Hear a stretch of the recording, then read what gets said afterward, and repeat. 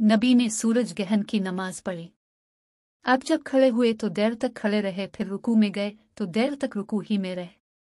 फिर रुकू से सर उठाया तो देर तक खड़े ही रहे, फिर दोबारा रुकू में गए और देर तक रुकू की हालत में रहे और फिर सर उठाया, फिर सजदा किया और देर तक सजदा में रहे,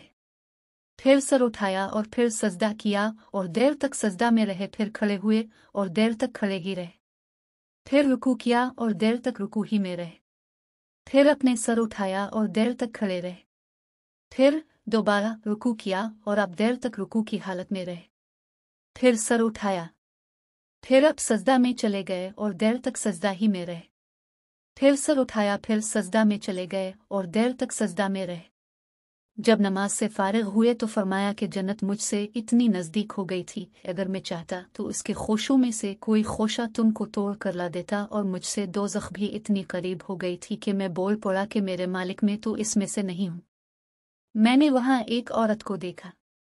नाफे बयान करते हैं कि मुझे ख्याल है कि इब्न अबी मलिका ने बतलाया कि इस औरत को एक बली नोच रही थी। मैंने पूछा कि इसकी क्या वजह है।